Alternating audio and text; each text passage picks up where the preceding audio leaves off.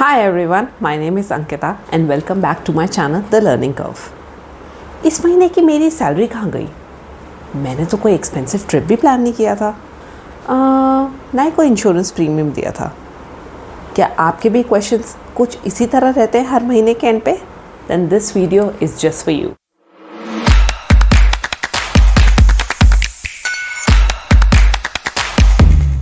Budget जो हम बचपन से अपने घरों में सुनते हुए आ रहे हैं।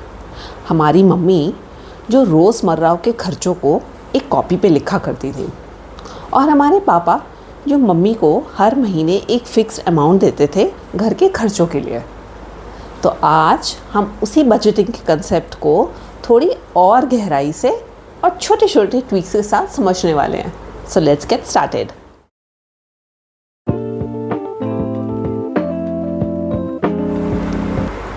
सो हमारा पहला बजटिंग रूल है 50-30-20 rule.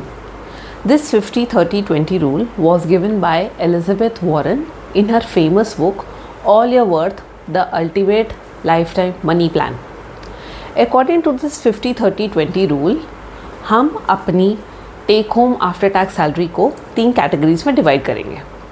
The first category is 50% of your take home salary which we will categorise into needs, जो हमारी रोज़मर्रा की ज़रूरतें हैं, जैसे कि rent, electricity, groceries, phone, internet bill etcetera. The second category is our wants.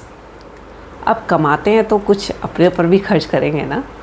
So the clubbing, partying, eat out, gymming etcetera. And the last and the most important category is 20% of your take home salary, which we will categorize into savings और investment. इस amount को भी हम 2 categories में divide करेंगे। एक emergency fund, looking at the current market situations, our lifestyle, ये एक इम्पॉर्टेंट फंड है जो हमें क्रिएट करना चाहिए।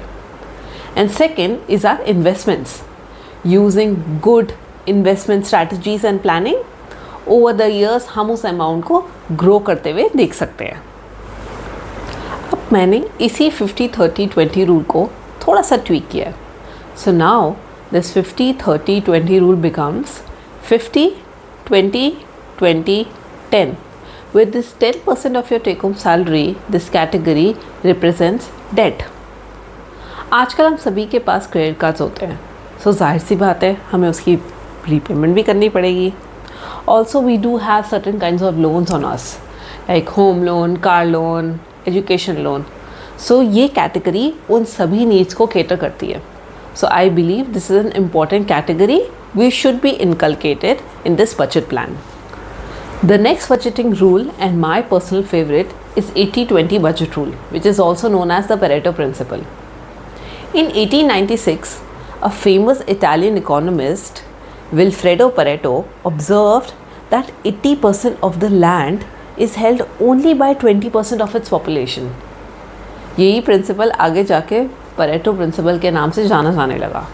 ये 80-20 कंसेप्ट आगे जाके बहुत फील्ड्स में यूज़ होने लगा, जैसे कि economics, mathematics, time management, business, marketing.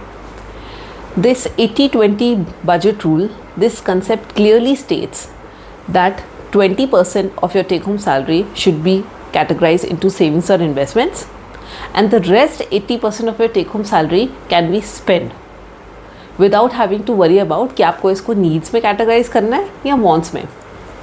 This 80-20 budget rule is perfect for those people who does not want to limit their spending. They simply want to spend the 80% of their take home salary without having the hustle to categorize into needs or wants. So, आप 80% अपना spend कीजिए और 20% अपना बचाइए। Now with time आपकी salary increase करती है, आपको इंक्रीमेंट मिलता है, तो आप इस 80-20 बजट रूल को ट्वीक कर सकते हैं। लाइक आप आने वाले सालों में इसको 70-30 या 60-40 भी बना सकते हैं, where you spend 70% and save 30%, और 60% आप स्पेंड कर दीजिए और 40% बचाइए। सो अ क्विक रिकैप, आज हमने 2 टाइप ऑफ बजटिंग रूल्स को देखा। द 50-30-20 रूल, जिसको हमने थोड़ा सा ट्वीक करके 50-20-20-10 रूल बना दिया, where 50 is for your needs, 20 is for your wants, again 20 is your savings, and 10 is your debt. And on the other hand, we saw the 80-20 budget rule that simply and clearly states that spend the 80% of your take home salary and save the 20% of your take home salary. So if you are someone who has just started to earn, जिसने अभी अभी अपनी job start करी है, या फिर एक housewife या student, then these budgeting techniques can be a valuable tool to help you reach your financial goals, achieve financial stability, and improve your overall financial well-being. The idea behind these budgeting rules is to have a proper budget, is to be disciplined about your money. And over the years, 5 साल, 10 साल, 15 साल में you will see that this 20% savings amount will grow enormously using the compounding effect into your bank accounts without having to compromise on your needs and wants. Let me know in the comment section अगर आप already कोई budgeting technique follow कर रहे हैं और आपके कैसे experiences रहे हैं उसके साथ.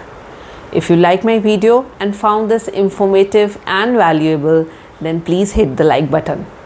If you are new to my channel और आप चाहते हैं कि मैं आगे ऐसी ही informative videos बनाती रहूं, then please subscribe. Till then, thank you for watching. Bye bye.